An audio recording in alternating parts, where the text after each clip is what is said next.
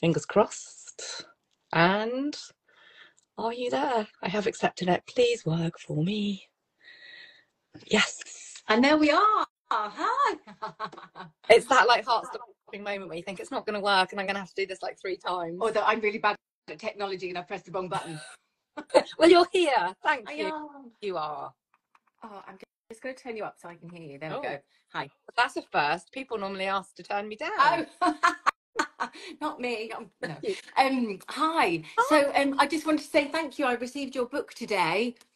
I have had a quick flick through it, and I'm quite excited to talk to you about it in a bit, because I have found myself. So to start off with, I have realised right now that my journey is ever changing. So it's really nice to have something like this as a Bible to go, oh, shall I start again? Can I do a little reboot? So yeah, thank you. Oh, I love it. I'm so glad you got it. And thank you for joining me. Now, look, I really don't need to do any introductions, but I'll do a brief one. I was obviously a massive fan of Steps back in the day. And I said before you came on, for anyone who was born around about, in the 70s, late 70s, 75, 76, they will know who you are. So you are 1/5, obviously, of the band Steps. But more importantly, you have obviously you've been on Strictly, you've done loads of other things, and you are currently, which I'm going to come and see. I'm hoping you're going to be in Brighton over Christmas time, because that's the one I'm planning on going to, if I can. I'll come to anyone that you are. 101 Dalmatians, which is one of my favourite films anyway, and you're on stage doing that. That's right. I'm just about to start rehearsals on Monday, in fact. So it's all changed for me. I'm leaving the family home for a while, going to go back on tour, into rehearsals in London, and then out and about and do my thing. So yeah, exciting things, but big changes again. Yeah, and that and we'll come to that, because that definitely does, I think, add the pressure. But just very quickly, I was laughing at the Lorraine episode the other day when you were trying to like talk to her. She was just there holding this puppy, just like totally taken away. I mean, I would have been the same. Oh my goodness, it was so cute as well. I looked like I was throttling it a little bit, which was a bit of a shame, but it was literally just wriggling. And I was thinking, right, do we hold it to the camera? What do we do? And I mean, they say don't work with animals or children, but I'm so ready for it.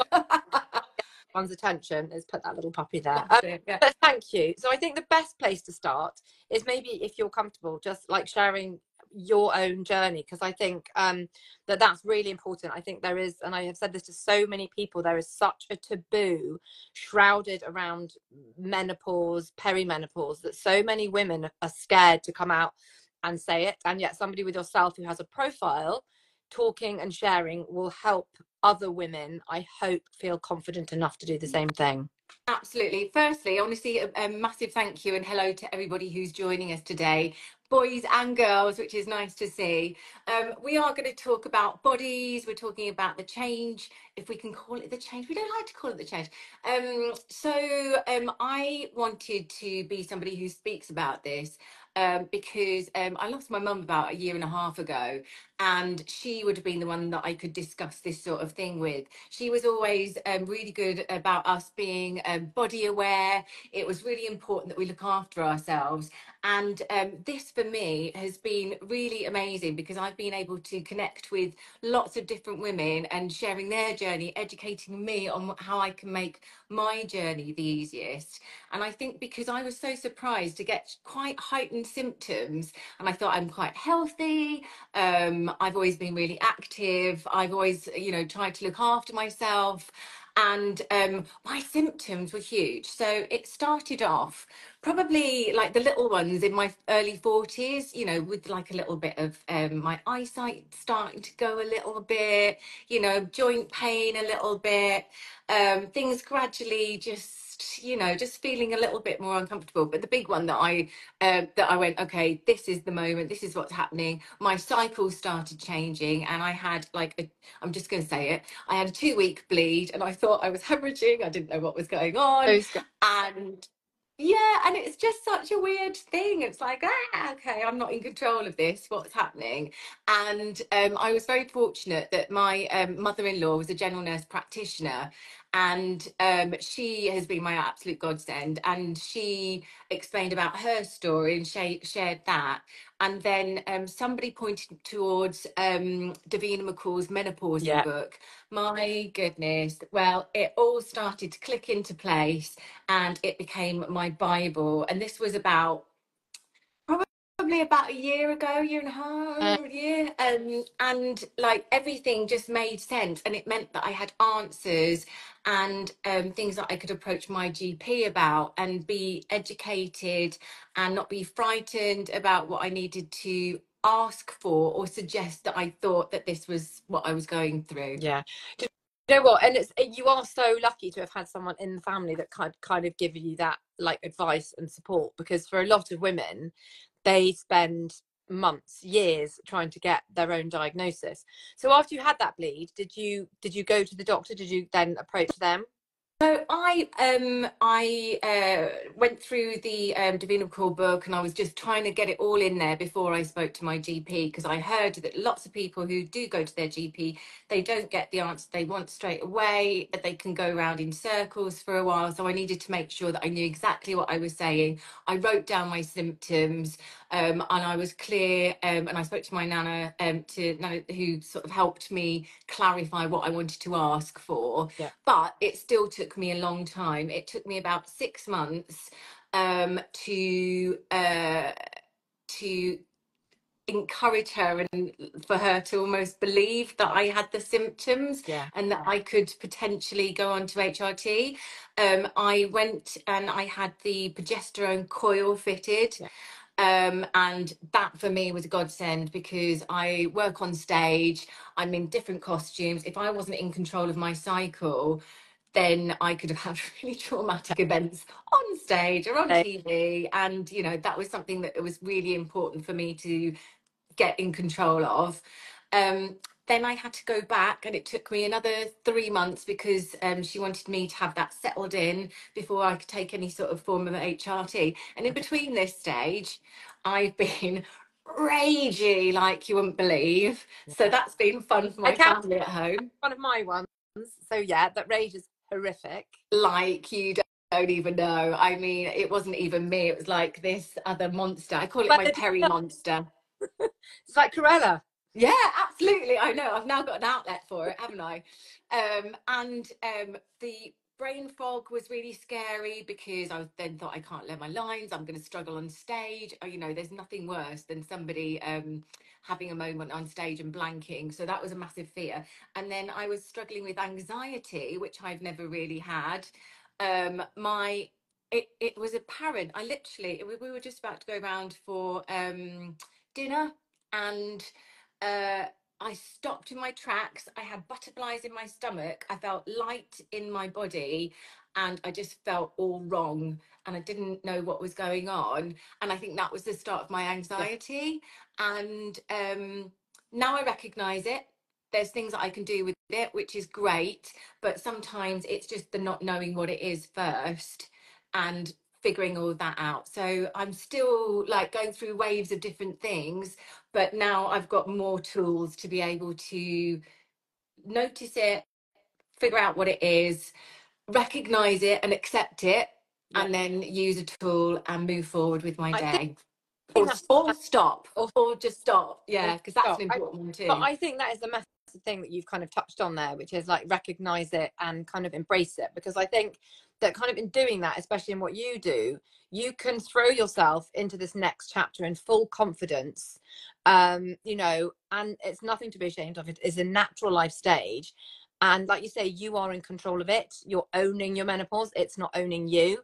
Yeah. And I think that is like such a key thing for women. And you know, what I love is that you've been a really good advocate for your health. And I think that that's the one thing that is difficult for women when they do find themselves in our situation, because they often, you know, this sort of sandwich generation. And actually, like you, I lost my dad 2 years ago. Yeah, sorry. So not my mum. So that, I think that really threw me. And that was actually my menopause at that time probably went like really downhill, I think, Yeah. think everything just plays a part. And I think that is it, isn't it? We are that sandwich generation. We're caring for sick or elderly parents. We've got teenage children ourselves, and wow, they come with quite some sort of separate personality that I'm not quite ready Well, to go. they're going through hormones at the same time. Like everything's like going spaghetti junction, isn't it? So That is so it. And then you're at home or you're working, like there is so much to it that I don't think we know that we're in the throes of this perimenopause stage until often we are like at the bottom of that pile. And then I think when we do realize it, I know that my thing was kind of saying to my husband, although it was great because he knew why I was wholly irrational and literally losing my shit with everything, and like that, like you say, that rage, like that yeah. red, I was then scared, okay, saying I'm perimenopausal, because does that mean that we're over? Because then there's that whole dynamic that I think often women then have to work through with their partners and their families, Yeah.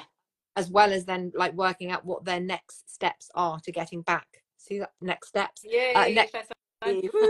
next steps are to like feeling themselves. Yes.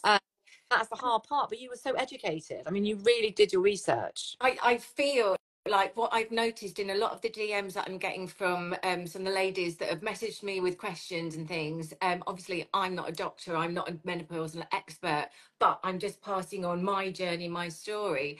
Is I just feel like people don't know enough. They don't have enough information, and if we can pass on little Facebook groups or just head towards all these experts, they can get their answers. I just think it's just, yeah. So I don't know if I could have returned back to work had I have not had all this information. I think I could have been a quivering mess in the corner, not wanting to go to an audition or being seen out. And also, talking about the fitness side of it, I've just Yeah. been to the body camp that you said that Oh, you knew. amazing. So so my weight has been fluctuating really badly because obviously my hormones are going crazy. Food tolerance is really different at the moment. Some days or some weeks I have a great, I can eat normally, and sometimes I'll bloat up the slightest thing. So I'm trying to journal now a little bit, and if I feel something or I've had a meal and I've noticed something different, I'll just jot it down and try and avoid that for a bit. Yeah. Oh, I wanted to also give a shout out to obviously Better Menopause Yeah. for their biotic supplement, which I've been trying for 3 months now. That's a I take really great one. as well. I take them. They're brilliant. These are great, and I've really noticed. So I'm taking like turmeric and ginger daily as well Yeah. in little shots, because from inflammation, also to help my digestion, things like that. But so fitness wise, even though so I was reading some of your bits and just saying, because I was putting on weight, I was increasing my Yeah. exercise and decreasing my calories, Yeah. and I wasn't noticing a difference, and I was getting really, really low about the whole thing.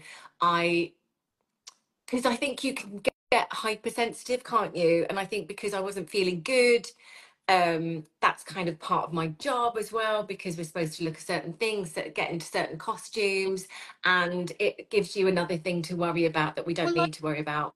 so what we did in our like 20s and 30s, it just doesn't work anymore in our 40s. And so that is the Yeah. thing. Like, that sort of, the cardio days where we would just do that, and then you'd cut like food groups out, and you could kind of, fit into whatever you needed to fit into, at work. And it really doesn't. And I think however much I try and drum that into women, it doesn't. But the problem that we've got, and Faye, look, you grew up in exactly the same time and era as I did, which was, slim was powerful, skinny was strong.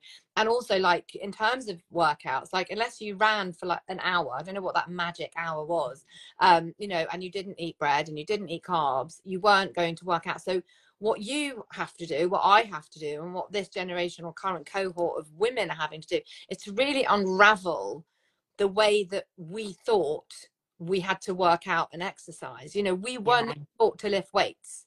And I did not lift weights until probably and even when I qualified as a PT, they didn't talk about the older age. We talked about pre and postnatal, which you had to qualify for separately. It was kind of in your 60s, you know, it didn't there was just nothing really there within the course. And so I literally had to teach myself and unlearn all my disordered like habits Yeah, and reframe it. And that's really difficult to do when you are then working, juggling and yeah, doing it. But when it starts to work and it starts to fall into place, you can build that commitment and you can build that consistency. And that's kind of what I want people to do first, rather than look at motivation, which can be really hard when you're suffering from joint aches and pains. yeah. It's not going to jump out of bed and it's not going to work straight away. This is something where you have to commit for, you know, a good 3 to 4 months to feel the change. And you might see change, but really to feel the change. And then slowly things will change. But also your body shape might just never go back to the way it was. And you have to work with that. No, and I definitely know that my body is kind of changed for good, and I want to embrace that. I'm definitely got a thicker waist than, I had before, and I've got hips now. I mean, it'd be nice to have a bit more boobs, but that, I maybe later. oh Um, but what I liked in your book as well was with the exercise program, because you've got like a 30-day like reset, yeah. haven't you, in here really? And what I liked about it is when you start with your exercises, it's like 15 minutes. And And also, trick for yeah, Faye, I'm going to do it very quickly so no one can do go it. on. You scan that QR Oh, code, yeah, right? yeah, And then basically go out the book, and yeah, it, when I've recorded, so they're all on in real time, on demand workouts. So when you are backstage getting ready for rehearsals, because obviously you've got so much time backstage, you can quickly put on your gym kit and do a workout, and then you've done that for the day. yeah, You follow along. So rather than having a book where you're like, oh God, okay, crap, then you lose your page, then the doorbell goes and you can't be bothered to pick the book back up again. yeah. It's like Netflix series, you know, you'll push pause and then you'll kind of go back to it and start. That was sort of my thinking behind it. Well, Um, I love that it's little short bursts, because my way of controlling things, I'm not a control freak.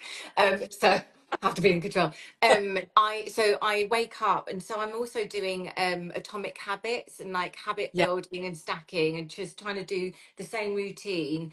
And I'm, drinking less coffee and doing all those things. But my first bit of exercise is always a stretch in the morning. I do like a little sunrise yoga, because my body hurts in the morning. It does, and it aches more than it used to. So just to stretch it out is great, and that literally takes 5 minutes. Then I also allow myself, because there's a gap in the afternoon when I'm at home with my family, where I can go to the gym and I do my uphill walking, because we're doing elliptical stuff now to save our joints and all that lot. And then I've got my weights in my garden room, and I can come and just literally, but 15 minutes, that's nothing. You can fit yeah. that in, but you need to prioritize yourself. I think this is what I'm learning is I can sit there and watch TV with everybody else, but actually when I'm feeling itchy and I'm not feeling good about yourself, it's like, just go 15 minutes. There's only 15 minutes, and it's all in here if you want to do the simple ones, and you've explained it for us as well. And Really simple. it does go quickly. It does go quickly. And then that like the app that I also have does the live Yeah. workouts. I might get you on there, persuade you. Ah, get me on They're there. live at 6:30 in the morning. So Oh you no, get, maybe not. No. I always say that, like live in the morning, and then they're like, okay, what time? 6. No, I could But do it that. if you set your alarm. But I think also that like that little piece for midlife women again that we really miss is like exercise for us was that, but also like the food. So which I'm really honest about, and you know, I think most people again that possibly grew up at this time, I had really bad disordered eating.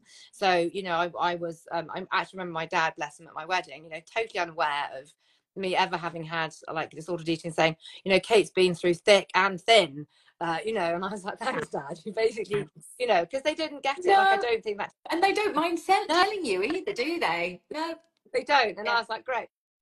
But like it's food. So I've had to learn to not be afraid of food and to like eat food because it's going to help. And like when we are going through this life stage, we really need, you've already pointed out, you know, the better menopause gut supplement, but we need fiber to feed our gut. You know, we need those fibrous foods, protein, like, and especially for you now, you're going to be upping that schedule. You're going to be like having crazy hours. You're going to be on that stage. It's going to be hot. You're going to have a lot to kind of contend with, your body is going to need to be nourished, and like your number one go-to is going to be protein, because protein will leave you fuller for longer. It will help you recover, repair.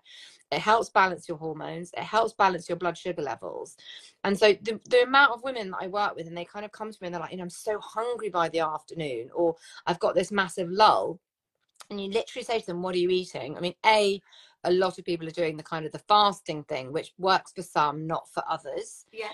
And everybody is individual, and obviously it's massively multifactorial. But like, my thing is, now I eat 3 meals a day, like good wholesome meals. Admittedly, I won't probably have breakfast till like 9:30 because I can't eat early doors, but I will eat at sort of 9:30. Make sure I don't eat for 4 hours, or not make sure, but make sure I eat enough so that I'm full for 4 hours. Then a lovely and then a lovely supper, but always protein at every single meal. Yeah, which is quite interesting, and something that I'm having to relearn as well, because I'm all for a quick fix, because I'm always on the road.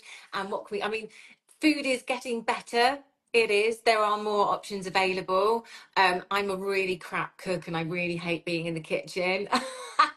So I make things hot, and I've got a really, really plain food palette that I enjoy, because I think I've always struggled with the IBS and things like that. So I know plain works for me. And yeah, I love eggs. I love fish. Tofu. I do eat meat as well. Tofu, I need to learn about, because I had loads of really nice tofu when I was at the body camp, but I've never cooked it myself. So that's like a little bit of something that I need to look into. It's quite funny. I've been doing lives with Cherry Healy, and we've been doing like this series of stuff, because she was the same. She was like, I've upped my training, I'm doing this, but it wasn't eating enough. So I actually, which I'll do for you. Where do you live? Are you in London, or No, are you I'm in Mal? Oh no, northeast, but I'm going to be in London soon for rehearsals. let me know when you're in London, and I will do what I did for Cherry, which was I cooked her some really simple, easy meals, and I took them to her and I made her try them, because they are things that you could literally have on the go. And one of them was tofu, and she literally took it out of the box. She was like, and ate it. She was like, oh, that's and it was simple. And actually, like today, I'm going to share the recipe tomorrow. I've made an omelette with tofu, broccoli, shiitake mushrooms, spinach. I saw that. And it's so big, it's going to last for 4 meals, right? So it's there, and that's what it is. It's about preparation, and it's about batch cooking, and then you can nourish yourself, but making sure that Faye has her on the go, really good, like nutrient dense foods will help see you through this next season of things that you've got coming up. I think for me as well, it's learning how to find more protein. It's like there's protein things like chia seeds, which I didn't really realize. And it's just like, because I mean, it can be boring, because I've ended up eating chicken and prawns and fish, like the same thing over and over again. And I'm like, oh, I'd like something different now. So there's also lots of suggestions in your book as well. So I'm excited to look through those, and recipes and all sorts. So I quite like plain food. I will happily eat like prawns, chicken, and like that omelette thing. I actually had it for lunch, and then I've had supper early because my son is off school. So I was like, I'll go to bed with you, because he's only 8 and he wants me to go to bed at the same time as him. And I was like, okay. And he's like, you're eating the same thing, but you had that for lunch. And I'm like, yeah, but that's okay. I can do that. And I think that's the other thing, is to not worry so much about that. Like, obviously variety, yes, is the spice of bringing things in, but if you find something you like, it has everything in it, don't feel ashamed to have it, like 3 days on the trot. I mean, it makes life so much. I could literally eat like scrambled eggs for every meal, so I'm kind of good there, but I just need to add like the right vegetables and bits in too. But it is, I do want to find a bit more variety, or just find other sources of protein as well. So I'm excited to read your book for that too. Get through it. Just going back quickly to your HRT, I am aware of time. You've got you've got the coil, and are you on gel or patches? So I'm on the gel, just because with patches I was afraid that if I was doing quick costume changes that they might end up on a dresser or something. So on one of the Tozers, it comes out like that. Or on a dog. No, so I also have like a body routine and a skincare routine that I do anyway, and I always moisturize my body. So instead I give one pump of my Easter gel. That's all I'm needing at the moment. I did have my first 6 months review which went really well. And I think I'm still at the right stage, so it gives me a chance to move up if I need to, which is great. And I'm not on any testosterone currently. Again, my fatigue is manageable. I feel it's just down to lifestyle at the moment. There's nothing drastic happening there. So that's something potentially for later on. So yeah, I feel like I'm in control. I do feel like I'm having, you know, little dips and troughs, but I think that's all to be expected. And my main thing is recognizing when I feel like I'm a little bit out of my body, starting my breathing as well when I'm getting my anxiety. And when I feel my outer body sort of weird lightness that I get sometimes, walking uphill is really good for that, for grounding me again. So like little things like that. But like that's why, because obviously what happens is, you know, throughout that perimenopause, your hormones are doing this. What your estrogen is doing is just providing that lovely steady level. So you've always got that base layer. So you will, and that was the thing. I think so many people think, right, this is the magic fix. You know, Yeah. I'm going to take, and I know that for some women, like it is, and it would be really wrong of me just to go, it isn't. But that for me, like I felt really let down because I took it when I was at the lowest and nothing happened. And actually it wasn't until, and that's what obviously I talk about, I gave up alcohol, started eating and started lifting weights, that I really, really noticed that change. And then when you do these little tweaks that you've talked about, you begin to build that toolkit. You know, and I am on a lot higher number of pumps than you are, but I actually at one point was on way too much on the patches, I think, because I wasn't absorbing the patches. Right. I think that's really important to say as well, like to people if they are watching it, like when you start, there is a certain amount, right, of trial and error. Yeah, there really is. And I think that's okay. But as you say, it's really important to say that it's not a cure and your journey will be changing all the way along. So it's just great to get hold of as many tools as you can, speak to as many people as you can, do all your research as possible, because I think we can still feel strong, we can still feel Yeah. sexy, we can still feel empowered when we're going through this journey. And the more that we share and the more education that we have over it, you know, the stronger and easier the journey will be. Some people don't have any symptoms. I'm very, very jealous of those people. And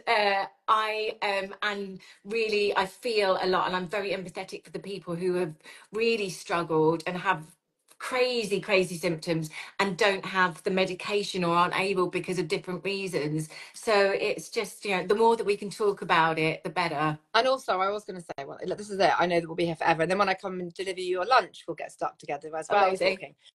So, like, what's really important is, like, I've noticed that we all talk a lot about the perimenopause. And I did some stories the other day, and I was like, are you perimenopause, postmenopause, chemical menopause, or early menopause? And quite a few people popped into the DM saying, what about menopause? And I was Yeah. like, well, menopause is only one Well, day. So, you know, yeah. perimenopause for 10 years, then menopause. But actually, I feel like at the moment, the big piece of the puzzle that we're missing is postmenopause, where we are for the 30 years of our life, and you're still going to get symptoms.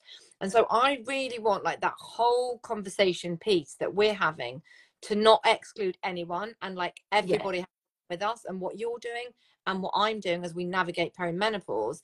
Any lady who is watching this, or any husband who's got a wife who is in her 60s and 70s, Yeah. they doing the same thing that we're doing. You know, this isn't these lifestyle changes that we're talking about, lifting weights and eating protein. It is not exclusive to women navigating perimenopause. It's that whole umbrella of And it menopause. was my just to say that my auntie is 86, I think.